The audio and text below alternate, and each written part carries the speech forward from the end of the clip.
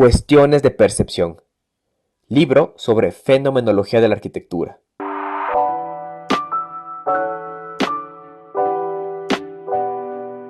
Libro escrito por el arquitecto Stephen Hall, quien mediante sus anécdotas y reflexiones nos explica la importancia de la percepción, la experiencia fenoménica y de la intuición el momento que experimentamos una obra de arquitectura. Para él, la arquitectura tiene el poder de transformar e inspirar nuestra existencia día a día y nos recomienda adoptar la percepción como un modelo para el pensamiento arquitectónico y buscar experimentar la arquitectura con una conciencia sensibilizada.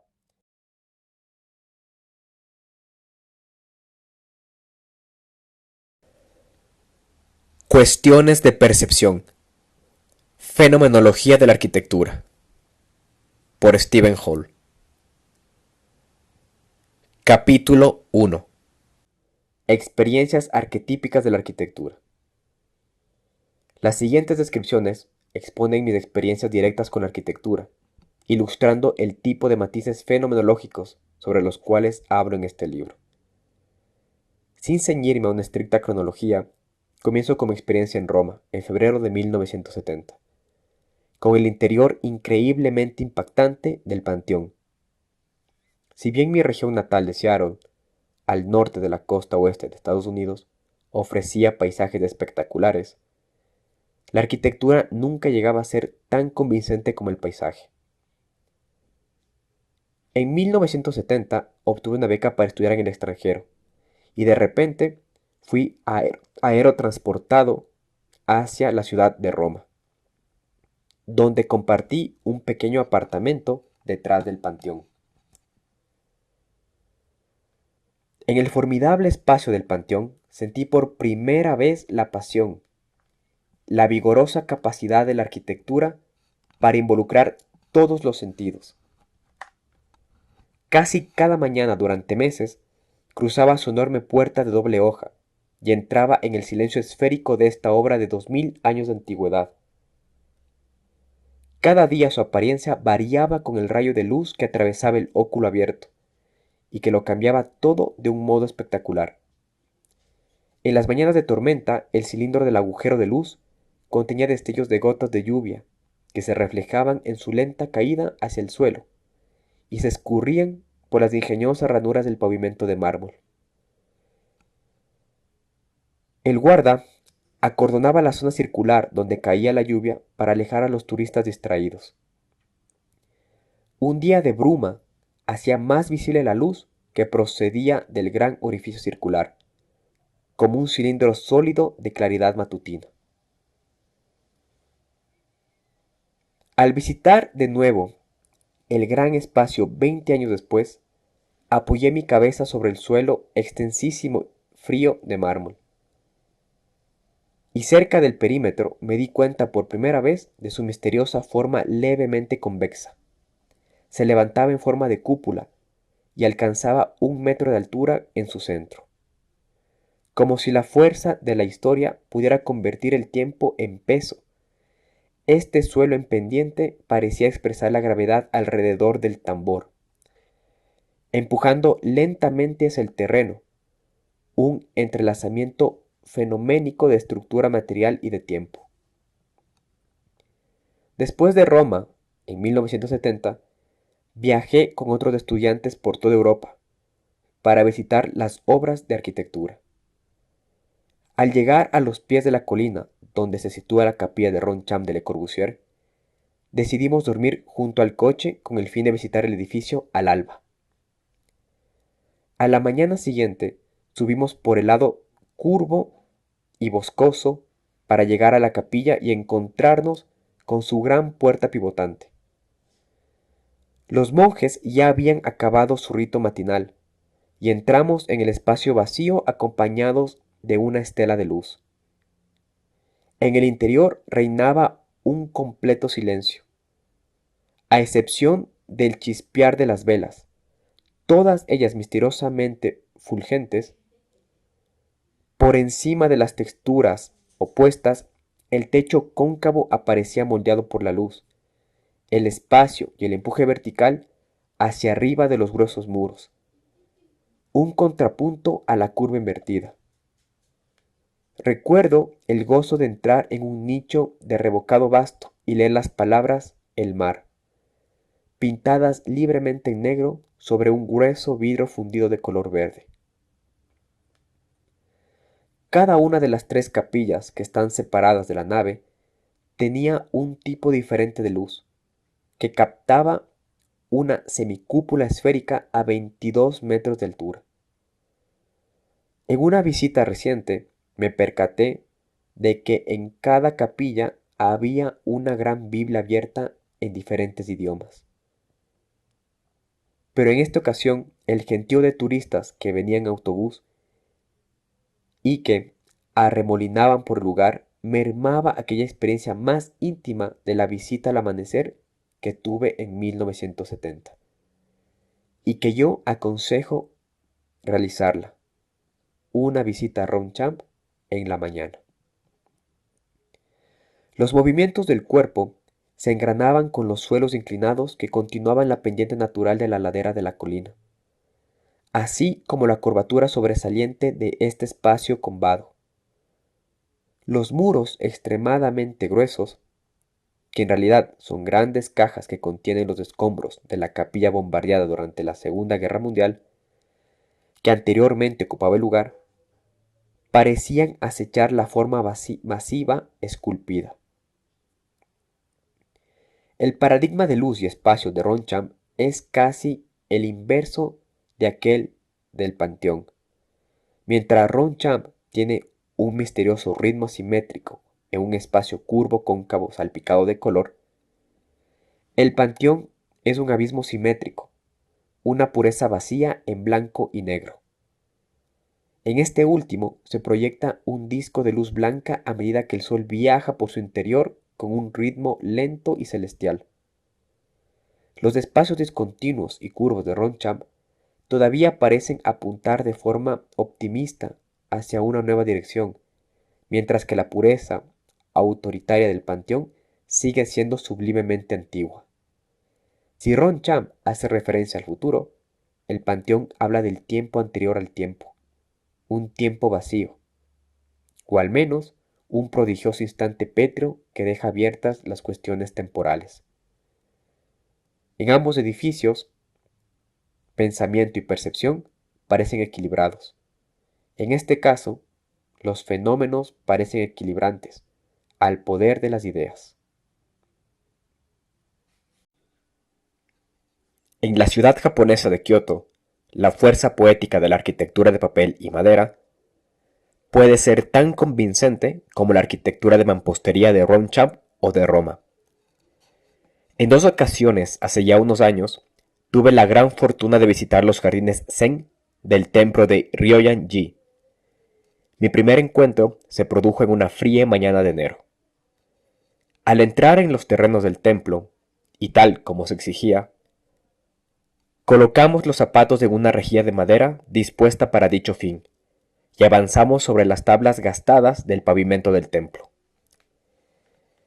Me di cuenta del frío que hacía al atravesar el pasillo de mamparas de papel y sentir lo helado que estaban los tablones a través de mis finos calcetines de algodón, que tenían además 2 agujeros.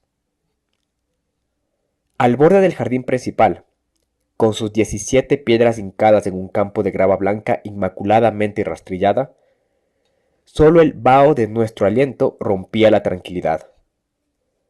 La plataforma de tablas anchas tenía las dimensiones perfectas para poder sentarse con las piernas cruzadas en la postura erguida de los monjes.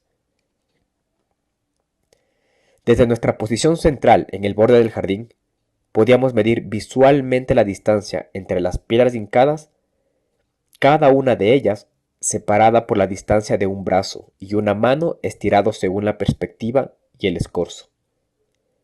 La abstracción de este lugar, con su minimalismo extremo y su ortogonalidad horizontal, parecía trascender la cultura, la historia y los límites del tiempo. El jardín de rocas estaba enmarcado por un muro bajo rectangular de arcilla cocida, que presentaba un dibujo maravillosamente irregular, como nubes en una acuarela. El suelo de madera era tan viejo que el tiempo había aumentado su veteado, y aunque aquellas crestas arrugadas hacían pensar en un monje ya anciano cuyos huesos se marcaban en la piel.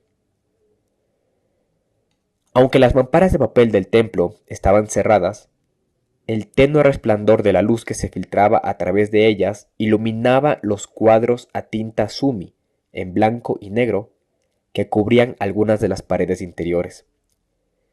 Recuerdo que el lugar estaba impregnado por el maravilloso olor de los tatamis recién tejidos. Después de haber pasado allí la mañana, visitamos un restaurante cercano, que como todo el distrito de los templos, databa de la década de 1500. Al guardar la dieta tradicional del templo, en el restaurante solo se servía tofu. En el centro de nuestra mesa colocaron una vasija de barro y un quemador, mientras unas mujeres, ataviadas con kimonos, hervían el tofu delante de nosotros. El vapor ascendía hasta el techo en medio del frío invernal. 6 años más tarde, tuve la suerte de regresar a Kioto y volver a visitar el templo de Ryoanji. Recuerdo la agitación y la expectación que sentía al aproximarme de nuevo a aquellos espacios. Me sentí poseído por su poder sutil. Sin embargo, en esta ocasión era finales de agosto y la visita solo pudo concentrarse por la tarde. Una tarde húmeda y muy calurosa. En su superficie, Ryoanji era el mismo lugar, pero mi experiencia fue completamente distinta. Esta vez todas las mamparas de papel estaban abiertas para permitir que la brisa atravesara los edificios. Los espacios interiores adyacentes al jardín zen de grava ofrecían ahora vistas superpuestas. Al pasar por las habitaciones abiertas, las vistas cambiaban en un paralaje desplegado de espacios, muy similar al del pabellón de Alemania que Mies van der Rohe construyó en Barcelona. Las pinturas a tinta sumi, que ahora se encontraban a la vista, parecían formar parte de la brisa que soplaba a través del edificio y que refrigeraba los espacios contrarrestando el calor de agosto. Sus fantásticas pinceladas curvas de color azul negruzco cobraron vida. Percibí muchos sonidos, nuevos sonidos. El chirrido de la cigarra y el repique de los gongs, que no advertí durante mi visita en invierno, 6 años atrás. Como una lente de proyección, los espacios hipnóticamente abstractos de Ryoanji magnificaban los cambios estacionales. La conexión estacional espacial y material era tan intensa y sutil que parecía estar desvelando alguna fuerza vital oculta. Un principio vital iluminado a través de la fenomenología de la arquitectura. Al fusionar y cambiar las vistas en perspectiva, los detalles de carpintería, las texturas, los olores y los sonidos se combinaban y quedaban expresados en esta arquitectura de grava, papel y madera. El templo y los jardines de Ryoanji se alzan como un homenaje perpetuo a la intensidad poética y muestran cómo, a través de una composición sutil e inspirada, se puede aspirar a una experiencia hipnótica y elevada, sin excesivos medios monetarios o materiales. Tras la visita de agosto, volvimos del restaurante de tofu. En esta ocasión nos sentamos afuera, al calor del verano, y nos sirvieron el tofu sobre un bloque de hielo. En un estanque verde que había junto a nosotros, unas enormes carpas naranjas miraban en silencio, boquiabiertas. El tofu de sésamo, que tenía el color verde de los tatamis nuevos, era delicioso. En este modesto material del tofu, transformado de una manera tan cuidadosa e inventiva, sentí la misma poesía de la arquitectura sencilla de papel y madera.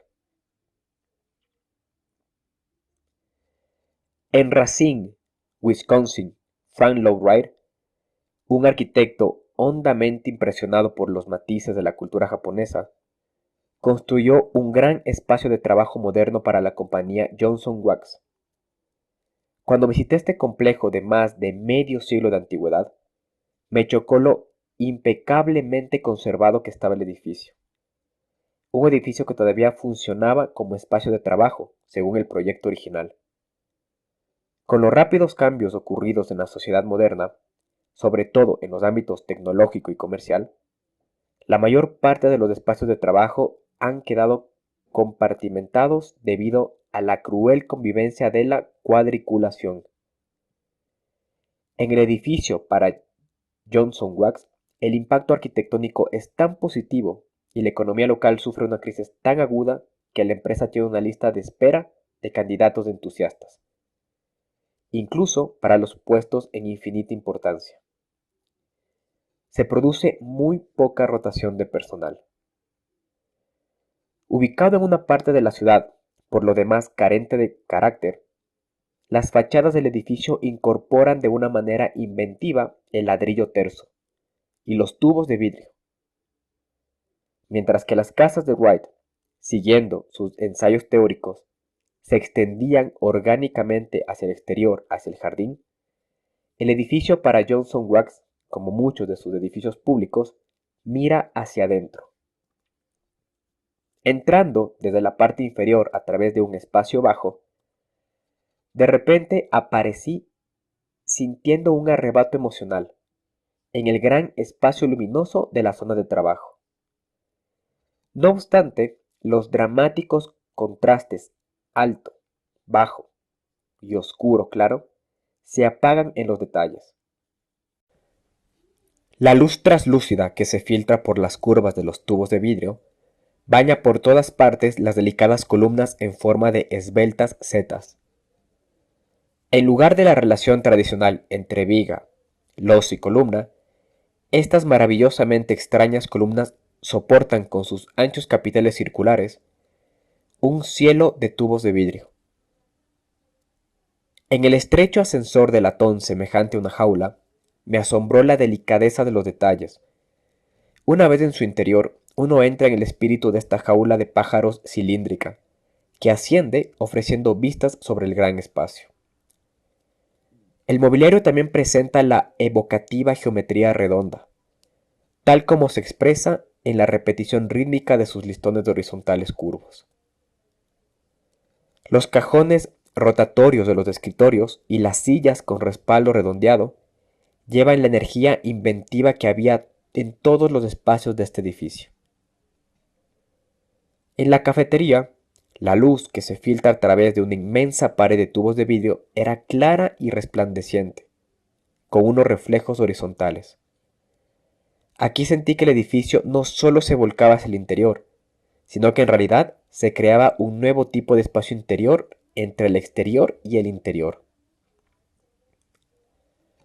El complejo de Johnson Wax, una estimulante obra de arquitectura, transfería unos elevados ideales a un nuevo espacio de trabajo en el mundo rutinario en Wisconsin. Al contrario que el típico edificio de oficinas con los ejecutivos dispuestos en el perímetro, junto a las ventanas, y los oficinistas en el centro oscuro, toda la actividad de trabajo disfruta de la zona central, transformada por el espacio y la luz. Durante la misma época en que se construyó el edificio para Johnson Wax, el poeta William Carlos Williams comenzó su poema épico, llamado Pattersons, donde reclamaba que un hombre en sí mismo es una ciudad, que comienza, busca, logra y concluye su vida de maneras en que pueden encarnar varios aspectos de una ciudad. El poema de Williams defendía lo local como lo único universal sobre lo que puede construirse el arte. Como maestro del matiz fenomenológico en sí, Williams escribió: no las ideas, sino las cosas. Como una obra de arquitectura, una ciudad puede ser poderosamente inspiradora cuando sus espacios, materiales y geometrías forman un conjunto más estimulante que sus partes individuales. Mi experiencia personal en la ciudad italiana de Ferrara estaba cargada con las mismas extrañas emociones que sentía ante las pinturas metafísicas de Carlo Carrà y Giorgio de Chirico, quienes a menudo retrataron fragmentos enigmáticos de esa ciudad. Tan pronto como abandoné la zona de la estación y penetré en la ciudad antigua, empezaron a desvelarse unas fantásticas cualidades de perspectiva urbana. La calidad surreal de la luz y la multiplicidad de las vistas parecían misteriosas y ambiguas. La pintura de Giorgio de Chirico y Ferrara me recordaron a la arquitectura de Antoni Gaudí y la ciudad de Barcelona, ambas metafísicamente inseparables y fenomenológicamente entrelazadas. En Ferrara sentí incluso el extraño trasfondo en la habitación del hotel, donde un papel pintado amarillo y marrón cubría las 4 paredes de suelo a techo. El pequeño espejo sobre el lavabo reflejaba el estampado de la pared opuesta, pero a mitad de tamaño. El único cuadro que había en la pared era una pequeña y extraña imagen de una mujer, colocando un jarrón de flores sobre una repisa. Solo se le veía un ojo detrás de las flores. Pasé una noche agitada en esta habitación. El precio del hotel quedó justificado a las 3:30 de la madrugada, cuando una prostituta montó un alboroto en el pasillo. Un mosquito zumbó en mi oreja durante horas. A las 5 menos cuarto de la madrugada comenzó a trinar un pájaro en el patio, pero ese pájaro realmente no sabía cantar. Unos minutos más tarde, la luz del alba apareció, y cuando la ciudad despertó por completo, me di cuenta de la formidable cantidad de bicicletas que había. Viejas bicicletas medio oxidadas se movían en todas las direcciones, montadas por gente de todas las edades. Al explorar esta extraordinaria ciudad, me encontré con vistas escondidas y descubrí curiosidades como la gran escalera cubierta que arranca de la piazza del municipio. Al bajar por estas escaleras, con una enorme arcada lateral abierta, las vistas en diagonal se desplegaban en variaciones descendentes, en continuidad con la luz y el espacio de la plaza rectangular inferior. A pesar de que solo pasé unos pocos días en Ferrara, la recuerdo como si fuera una única obra de arquitectura, como un abanico cautivador de vistas y perspectivas, todas ellas creadas con el esfuerzo humano en un emplazamiento plano carente de rasgos distintivos. Una ciudad nunca se ve como una totalidad, sino como un conjunto de experiencias animadas por el uso, por las perspectivas que se solapan, por los cambios, la luz, los sonidos y los olores. De forma similar, una sola obra de arquitectura raramente se experimenta en su totalidad, excepto en su forma gráfica o en una maqueta, sino como una serie de vistas parciales y experiencias sintetizadas. Las cuestiones de significado y comprensión residen entre las ideas generadoras, las formas y la naturaleza, y calidad de la percepción. En 1991, Christian Guditsen me invitó al quinto Simposio Internacional sobre Álvar Aalto, un acontecimiento que se celebra cada 3 años, para llevar a cabo debates, discusiones filosóficas y visitas especiales a las obras de Álvar Aalto. Recuerdo que Kenneth Frampton me dijo: "Debes asistir, cambiará tu vida". Visitamos muchos edificios de Álvar Aalto, y todos ellos parecían extremadamente bien conservados. En un viaje en barca por un enorme lago desde la ciudad de Lahti hasta Jyväskylä, en Finlandia Central, nos detuvimos para una recepción vespertina en la casa de verano experimental de Álvar Aalto. La señora Aalto, todavía efervescente, nos recibió en esta notable pequeña casa patio a orillas del lago. El collage de los diferentes aparejos del patio interior, el exterior pintado de blanco, y el extraño rastro de edificios exteriores a la casa, que acababa con un sauna tradicional construida con troncos vastos, eran muy conmovedores.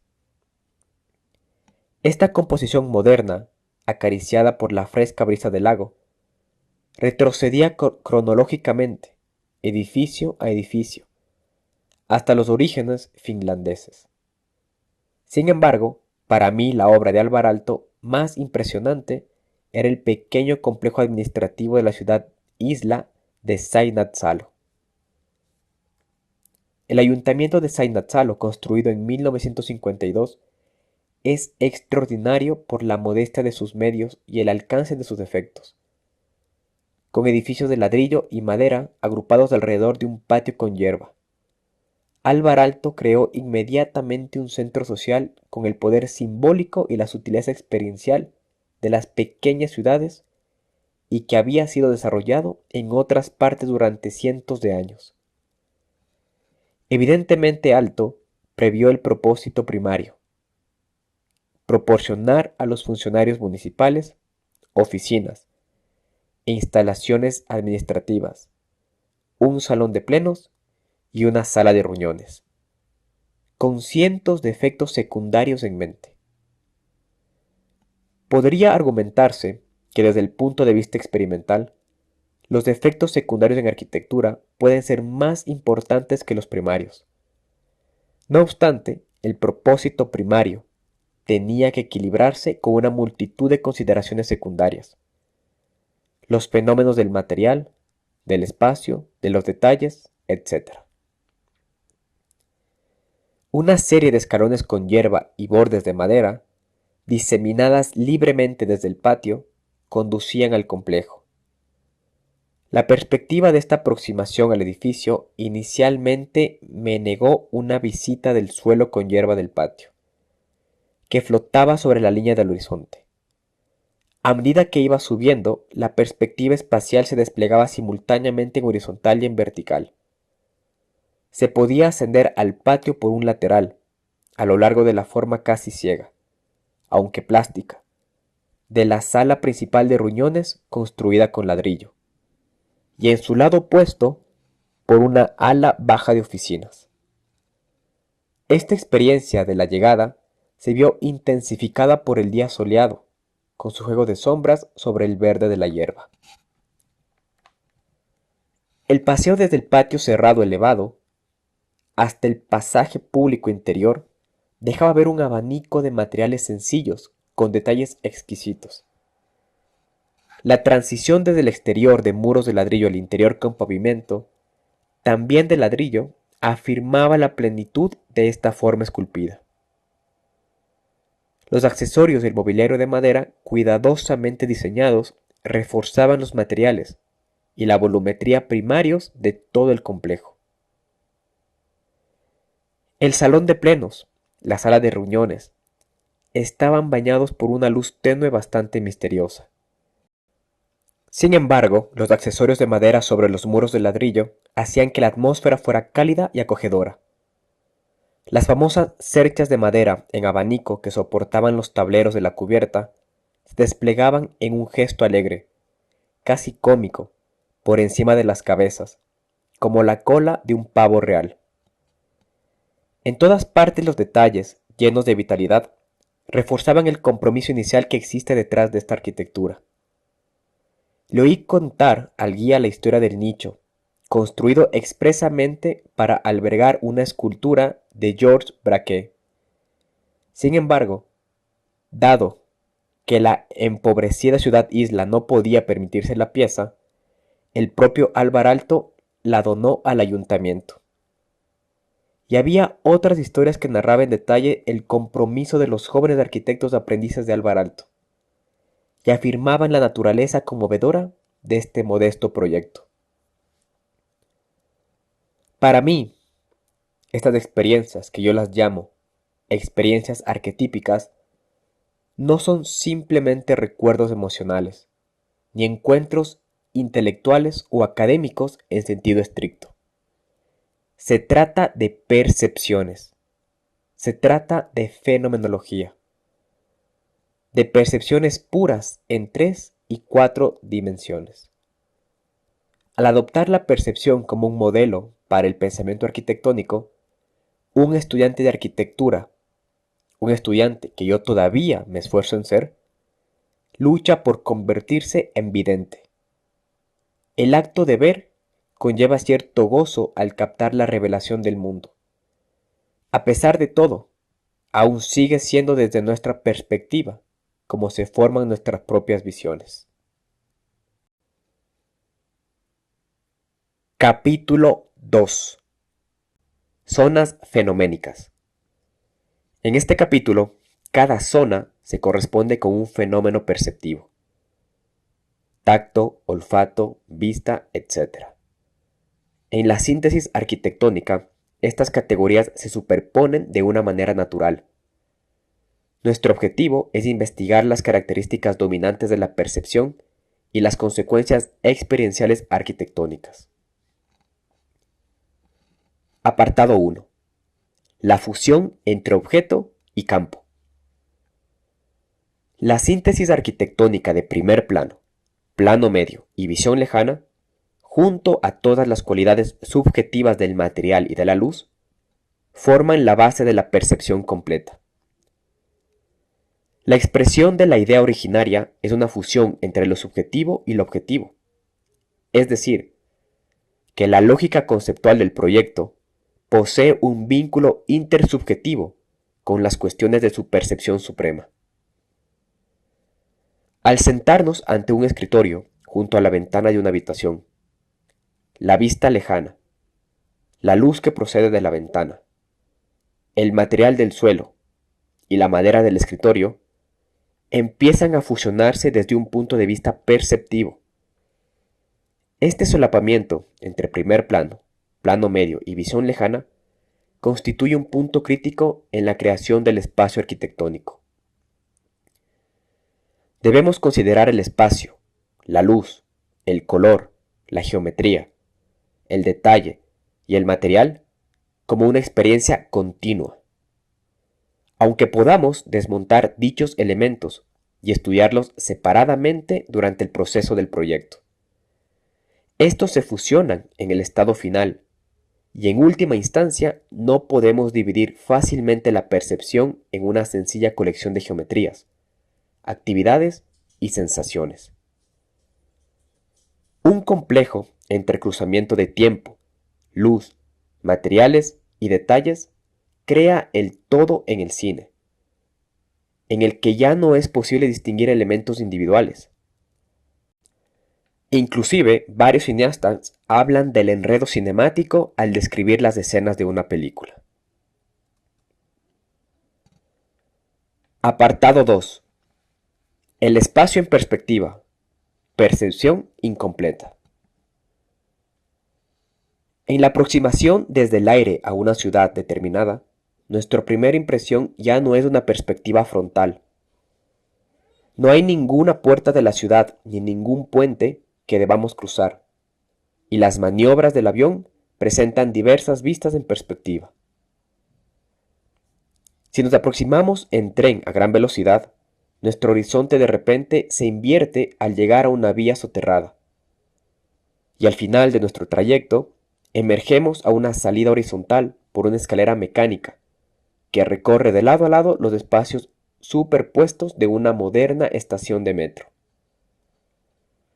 Estas experiencias espaciales tienen un final abierto, forman una red de perspectivas superpuestas.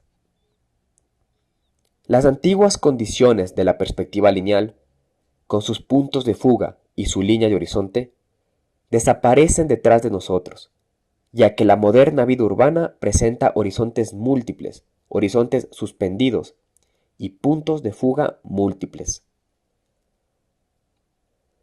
Si se vuela de noche de Nueva York a Helsinki y se llega al amanecer, es posible observar la salida del sol a través de las ventanillas del avión. Al mirar hacia abajo, hacia la nieve de marzo de un blanco puro, se verá la suave ondulación de colinas. La vista es asombrosa. Debido al ángulo bajo del sol, el aire puro y la nieve inmaculada, Incluso el árbol o el arbusto más pequeño proyectan una sombra increíblemente larga. A medida que el avión planea más y más abajo, esta imagen de fantasía en blanco, con sus largas líneas ondulares de color azul, posee sin duda una cualidad especial.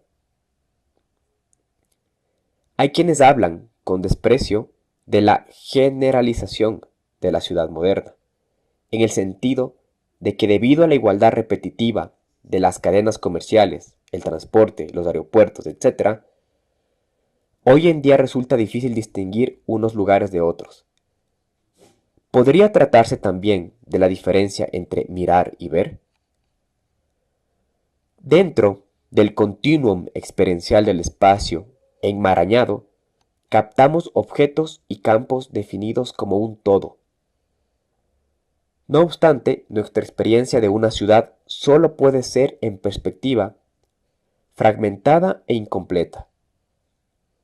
Al contrario que una imagen estática, esta experiencia consta de vistas parciales a través de escenarios urbanos, que ofrecen un tipo diferente de participación o estudio que la vista de pájaro, que es la que habitualmente utilizamos los arquitectos y los urbanistas. Nuestra percepción se desarrolla a partir de una serie de perspectivas urbanas superpuestas, que se despliegan según el ángulo y la velocidad del movimiento.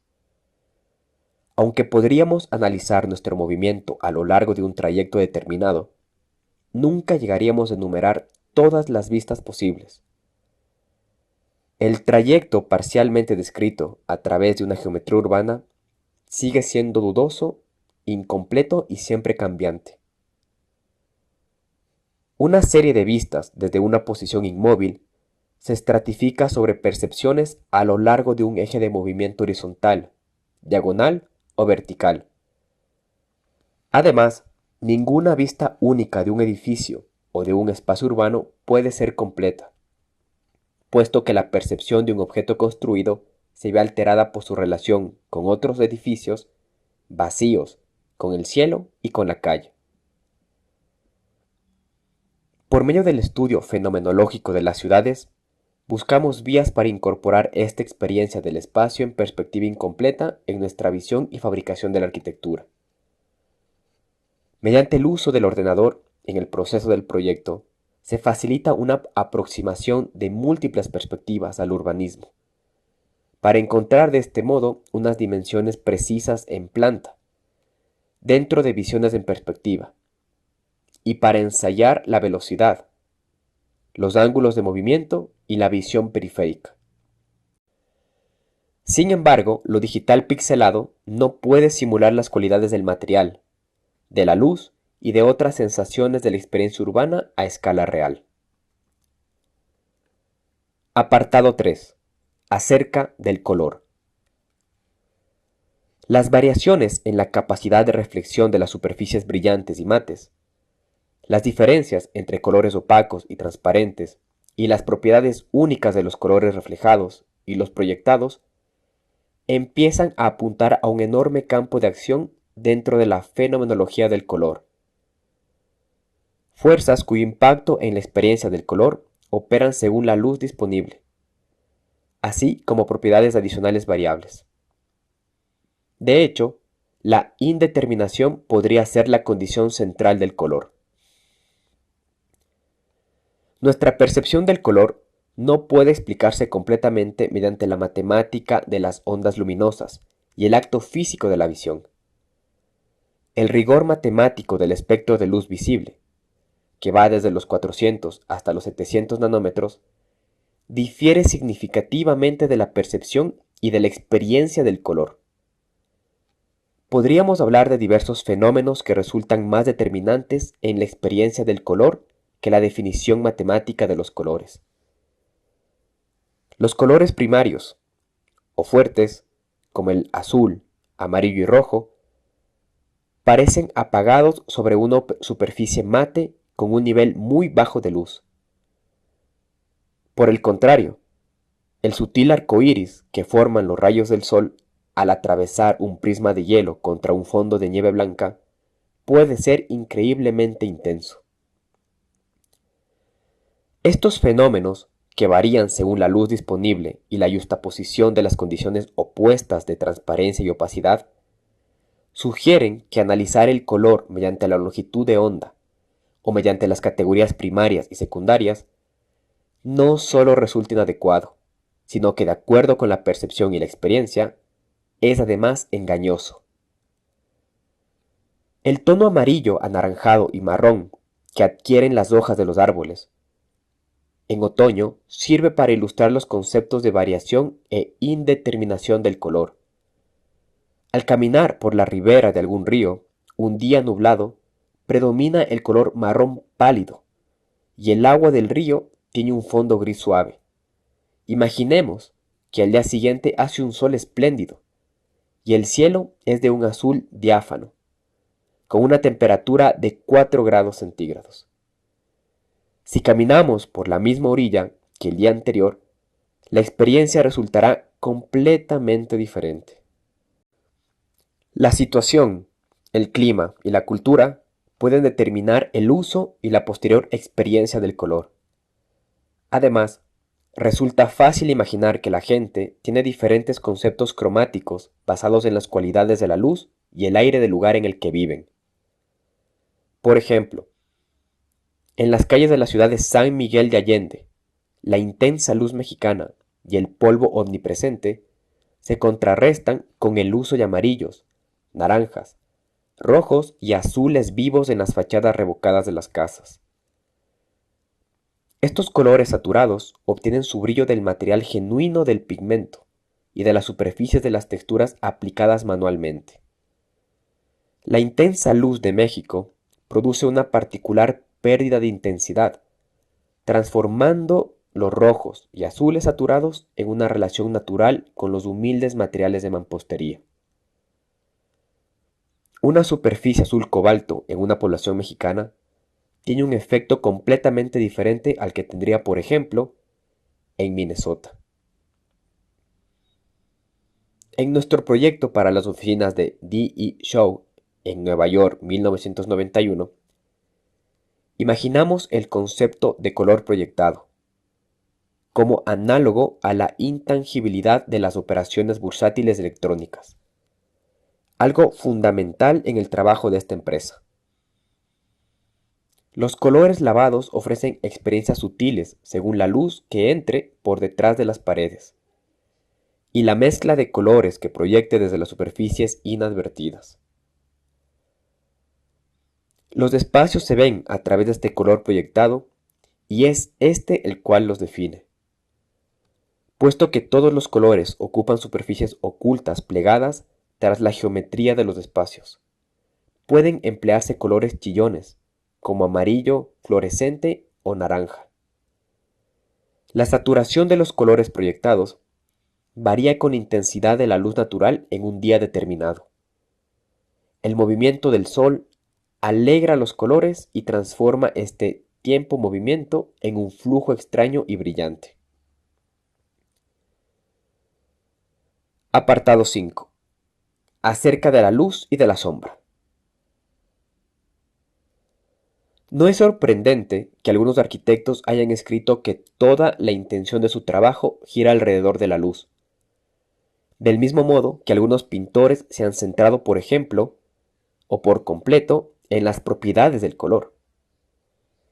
El espíritu perceptivo y la fuerza metafísica de la arquitectura se guían por la cualidad de la luz y de la sombra, conformada por los sólidos y los vacíos, por el grado de opacidad, transparencia o translucidez.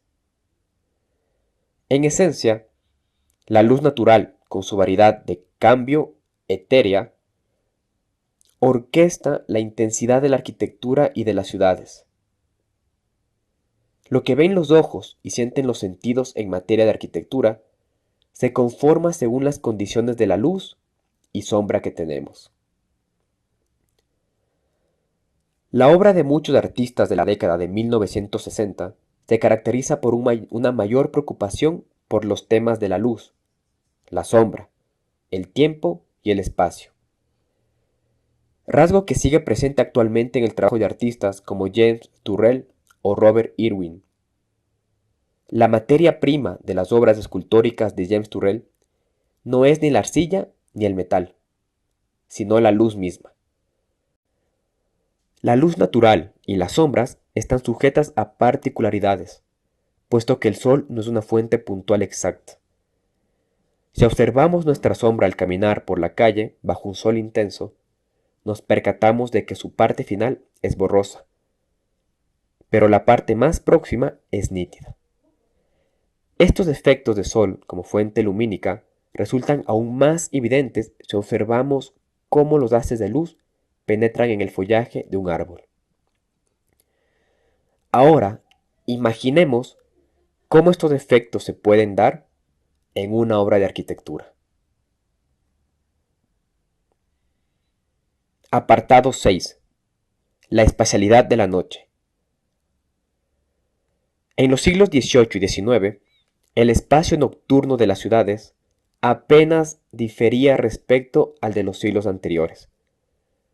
Sin embargo, en el siglo XX, trajo una repentina descarga de enormes cantidades de luz nocturna, que alteran nuestra percepción de la configuración y de la forma del espacio urbano. En Nueva York, durante el día, Times Square es un cruce abarrotado de un color gris sucio, pero por la noche es un volumen asombroso de luz brillante, un espacio definido por los fenómenos de la luz, el color y las condiciones atmosféricas. Si hay una ligera bruma o cálima en el aire nocturno en Manhattan, Times Square es un espacio de color líquido y se forma un haz de luz sobre los rascacielos, como en Empire State o en el edificio Woolworth. En una metrópoli horizontal como Los Ángeles o Phoenix, la extensión de las luces que definen la ciudad al aproximarse por aire por la noche proporcionan una nueva sensación del espacio y la forma de la ciudad. Dar forma a esta luz es dar nuevas dimensiones a la experiencia humana.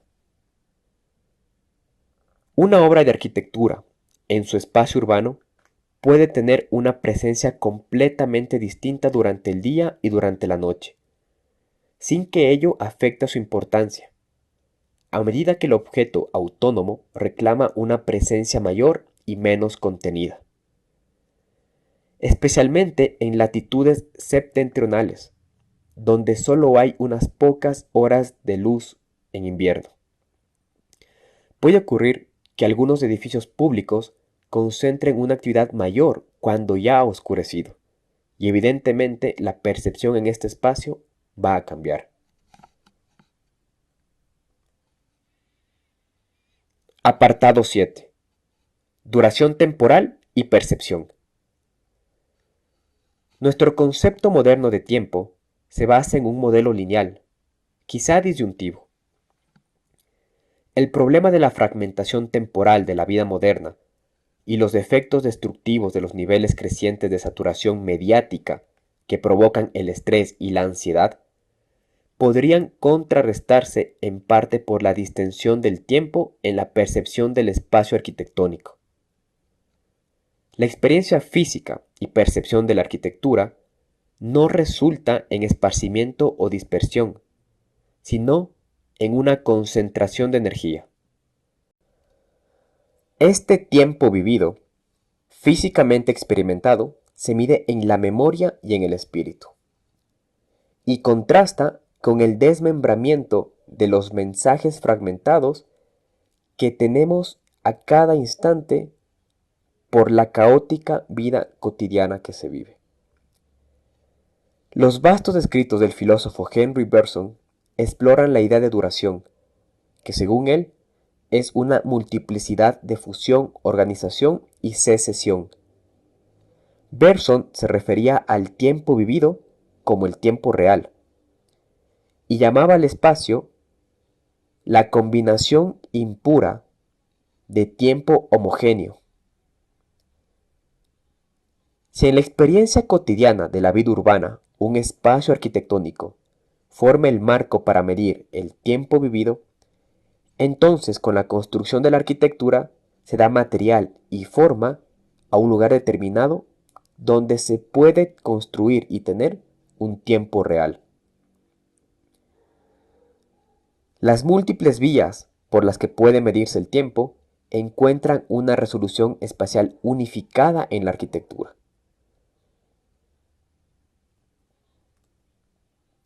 Apartado 7. El agua, una lente fenoménica. Para encontrar un equilibrio entre la ciencia del agua y las estimulantes cualidades de la experiencia, consideremos los numerosos estados y las propiedades de transformación de esta sustancia. Podríamos pensar que el agua es una lente fenoménica, con poderes de reflexión, de inversión espacial, de refracción y de transformación de los rayos de luz.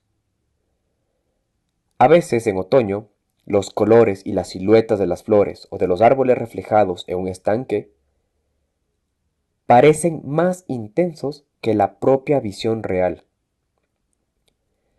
El vidrio de una ventana en una calle refleja el entorno con una imagen increíblemente nítida. En el fondo de un estanque podemos ver a menudo líneas focales intensas de luz, proyectadas por las crestas de las ondas que actúan como lentes. El poder psicológico de los reflejos vence a la ciencia de la refracción. Los fenómenos de refracción fueron la fuerza motriz en el proyecto de viviendas en Fukuoka, Japón, 1989. El espacio vacío de los jardines acuáticos y los techos interiores de las viviendas adyacentes están conectados por la luz reflejada desde los estanques.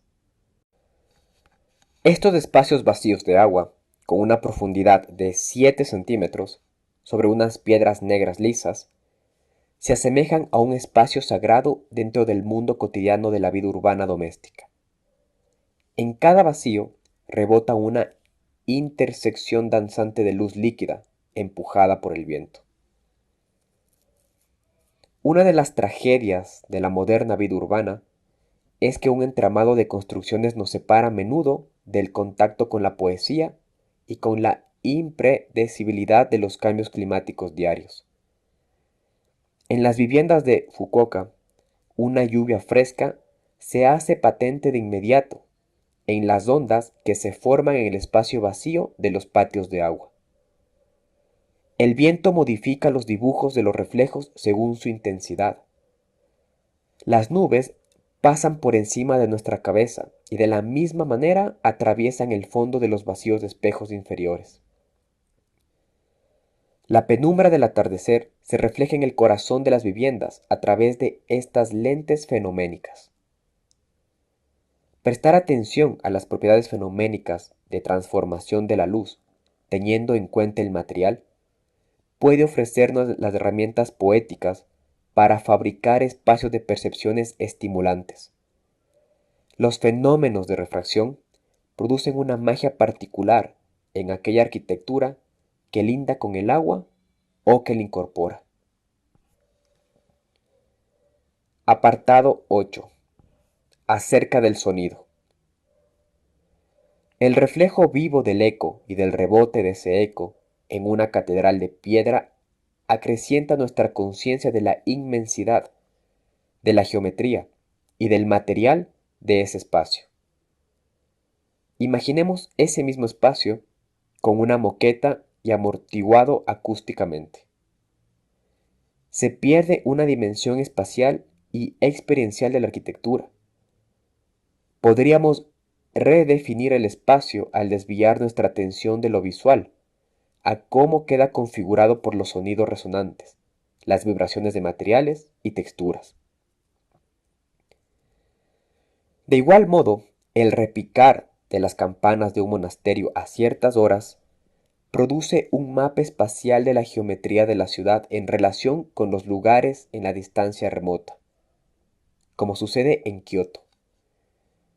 En algunas ciudades europeas, el sonido acompasado de las campanas de la iglesia de la comunidad crea un espacio psicológico. Sus asociaciones perceptivas están ligadas a la materialidad de la campana, de su torre del campanario y de la playa adyacente. Este tipo de espacio sonoro no puede recrearse con precisión mediante altavoces electrónicos. El sonido se absorbe y se percibe por todo el cuerpo. El redoble de tambores de un desfile vibra en el estómago. Una explosión puede sacudir los huesos del cuerpo y producir dolor de cabeza. Una secuencia de sonidos puede tener un efecto hipnótico. Hace más de 40 años, el compositor John Cage entró en una cámara anecoica para oír sonidos, y esa experiencia marcó el rumbo de su vida. Los experimentos radicales y poéticos con el sonido que hizo John Cage cubrían el espacio convencional entre los fenómenos musicales y los efectos físicos y psicológicos del sonido. Al igual que podríamos tener en cuenta el desarrollo moderno de materiales y tecnología, también podríamos considerar un progreso paralelo en lo tocante al sonido. Los fenómenos auditivos en la evolución de la música del siglo XX tienen un paralelismo con la notación simbólica de una música que rompe las reglas respecto a los siglos anteriores. Los nuevos instrumentos y las nuevas técnicas vocales, como por ejemplo la música electrónica, han motivado a compositores como John Cage y Luciano Berio, entre otros. La música electrónica ha ampliado el campo de acción de los compositores, y los cambios producidos en el ámbito de las ideas han reformulado el sonido y el tiempo. La arquitectura de la música y la estructura de los fenómenos auditivos podrían tener un paralelismo gráfico con las notaciones arquitectónicas como planta, secciones, axonometrías. Muchos compositores han utilizado notaciones espacio-temporales con el fin de componer ritmos irregulares. Las notaciones que permiten notas fortuitas cromáticas, microtonos, agrupaciones o bandas verticales entre tonos marcados, todas ellas parecen diferentes de la notación convencional. En consecuencia, contemplamos la posibilidad de reformular el espacio, la luz y el tiempo en la arquitectura.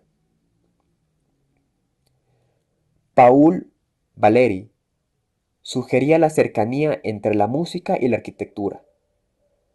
Uno puede dejar de lado la escultura o la pintura, pero la música nos rodea, al igual que lo hace el espacio de la arquitectura. Nuestro proyecto de mejora de un área polifuncional en Múnich en 1994 organiza la vida urbana en tres capas funcionales y temporales que están superpuestas. Una comunidad permanente de residentes que viven en la ciudad, por un lado. La otra capa es de oficinistas que viajan a diario de su casa al trabajo. Y la tercera capa, por último, una más de compradores eventuales y turistas. Para organizar con la máxima calidad y variedad los espacios de las viviendas y las experiencias de cada comunidad, se adaptó como dispositivo heurístico e inspiracional una partitura musical de Karl Stockhausen. La partitura muestra una cadena de montañas en los primeros 3 compases y vacíos conformados en los restantes 4 compases. En consecuencia, la manzana y el proyecto se organizó en 3 modos arquitectónicos. Por un lado, viviendas, que son las montañas del proyecto. Por otro, los vacíos conformados son los espacios abiertos y los espacios verdes. Y por último, la forma urbana, que era la obra de fábrica, oficinas y otros programas. La integración de estos 3 elementos se ajustó para conseguir las cualidades más ricas de secuencia espacial de luz y de perspectiva, poniendo cuidado en ordenar los pozos de luz natural, que orquestan los vacíos conformados durante el día. Apartado 9. El detalle, el reino áptico. El reino áptico de la arquitectura viene definido por el sentido del tacto.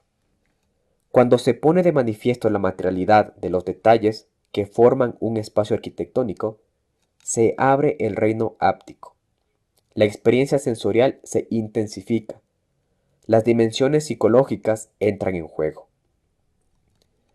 Hoy en día, las fuerzas industriales y comerciales que operan con productos de arquitectura tienden hacia lo sintético.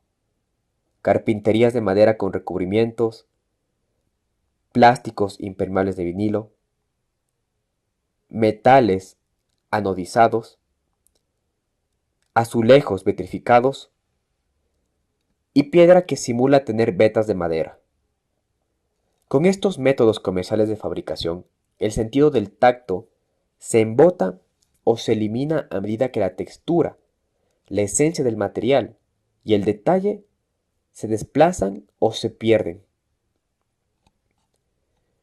La percepción total de los espacios arquitectónicos depende tanto del material y del detalle del reino áptico, como el gusto de una comida depende de los sabores de sus ingredientes. Del mismo modo que uno puede verse condenado a tomar únicamente comida con sabores artificiales, en arquitectura se impone el espectro de entornos constituidos artificialmente. Los materiales pueden alterarse mediante una serie de medios que no disminuyen y que incluso pueden ensalzar sus cualidades naturales. Experimentamos con las propiedades refractarias de vidrio moldeado, del vidrio irregular, de más de 7 milímetros de espesor en un proyecto para el showroom en Nueva York en 1985, de la empresa Giada. Cuando la luz brilla a través del vidrio irregular, proyecta una luz irregular y unas rayas oscuras sobre las superficies adyacentes. Esta concentración y difusión de rayos de luz da lugar a propiedades fenoménicas misteriosas y emocionantes. El vidrio se vuelve tan radiante que en estados transformados su fusión se ve desplazada. Curvar una sencilla luna de vidrio causa variaciones deslumbrantes por la curvatura geométrica de la luz reflejada. Con su misteriosa opacidad, el vidrio moldeado atrapa la luz en su masa y la proyecta en un resplandor difuso. Del mismo modo, el vidrio tratado al chorro de arena tiene una luminiscencia que cambia sutilmente según el grosor, el tipo de vidrio y el tamaño del grano de la arena de silicio que se ha empleado.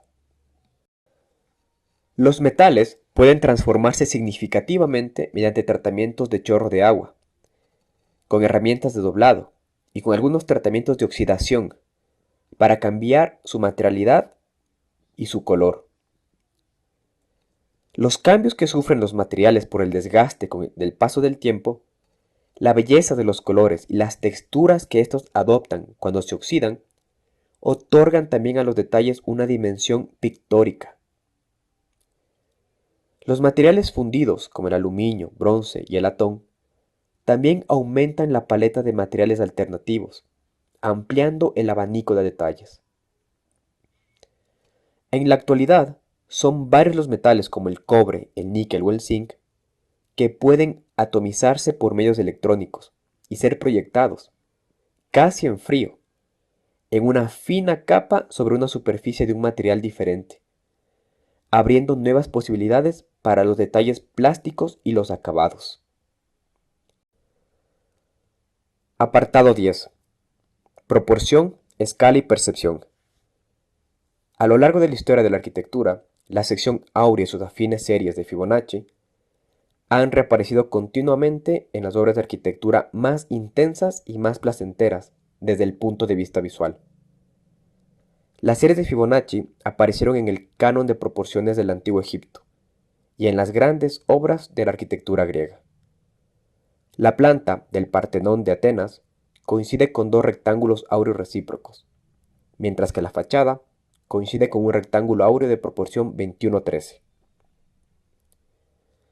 No obstante, los griegos se interesaron por la percepción, y no solo por la precisión geométrica y las matemáticas. Para los griegos, la proporción se encontraba en el centro de la creación arquitectónica. Constituía el principio que organizaba los espacios, las superficies, los volúmenes y las líneas. Todo edificio crecía a partir de un teorema geométrico euclidiano, que como los fundamentos de la armonía musical, vuelve a aparecer en sucesivas civilizaciones y generaciones. Uno de los poderes intuitivos de los humanos es la percepción de sutiles proporciones matemáticas en el mundo físico. Al igual que podemos afinar instrumentos musicales realizando un ajuste proporcional con el fin de producir armonías, también tenemos una capacidad análoga para apreciar relaciones proporcionales visuales y espaciales. Históricamente, la tradición constructiva de una cultura a menudo iba acompañada de un equilibrio inherente. Por ejemplo, la tradición constructiva japonesa establece la planta en una casa de una habitación de 3, 4, 8, 12, 14, etc. Las salas tatami se ajustan a todas las relaciones proporcionales según el tamaño de la habitación y de acuerdo con la escala humana del tatami, que tiene unas dimensiones de 3 por 6 pies. El edificio se construía de un modo automático a escala del ser humano gracias a una serie proporcional. La escala humana, la escala proporcional relativa y la escala urbana han sido especialmente descuidadas en las últimas 2 décadas. El flujo libre de capital y el excesivo desarrollo de las ciudades no son los únicos culpables. Reafirmar el cuerpo humano como el lugar de la experiencia y como un objetivo firme para restablecer las raíces en el mundo perceptivo con su ambigüedad inherente, plantea nuevas cuestiones de proporción y escala en el desarrollo de la arquitectura futura. Apartado 11. La circunstancia del lugar y de la idea. Las anteriores zonas fenoménicas operan como una multitud de partes, planteando la cuestión de un todo que sea más sustancial que cualquiera de sus componentes. En arquitectura, todo reto es único, tiene un lugar determinado y una circunstancia. Para fusionar el lugar, la circunstancia y la multiplicidad de fenómenos, cada proyecto requiere una idea organizadora, un concepto conductor. La unidad del todo surge a partir del hilo que discurre a través de la variedad de las partes, bien sea mediante una idea aislada o la interrelación de diversos conceptos. La complejidad de los edificios actuales, con superficies cada vez más grandes y combinaciones de diferentes requerimientos programáticos, a menudo necesita un concepto organizador que no se derive del programa práctico, una idea externa a la arquitectura. Un paralelismo metafórico o simbólico demuestra estar cargado de sentido en una situación dada. El acto de yuxtaponer dos cosas incongruentes produce una tensión dinámica y se trabaja dentro de esa tensión. El esfuerzo por mantener ambas cosas juntas puede generar un significado y una intensidad únicos. Otra estrategia cohesiva podría ser la condensación de un elemento programático importante en un objetivo simbólico, que se desarrollará a través de toda la estructura. En una circunstancia diferente, un dispositivo heurístico, como una partitura musical, podría ser una estructura organizadora. En este sentido, las ideas no son abstracciones, sino que acaban integrándose en los programas arquitectónicos y emergen como los principios operativos de un edificio. En los últimos años del siglo XX y los primeros del siglo XXI, debe darse prioridad a los desafíos arquitectónicos urgentes y de gran tamaño, de un modo directo y cargado de significado. Es en la esfera de las ideas donde se ampliará la medida perceptiva final de las contribuciones de la arquitectura. La arquitectura difiere, pues, en cada circunstancia y en cada lugar. Resulta difícil de hacer, al tiempo que también es infinitamente abierta y libre. Una actitud que tiende hacia la ampliación total de aquellas libertades tempranas del pensamiento arquitectónico podrá conducir a la arquitectura hacia un reino donde las ideas no tengan límites, donde la medida final de la arquitectura resida en sus esencias perceptivas y que cambie la experiencia de nuestras vidas.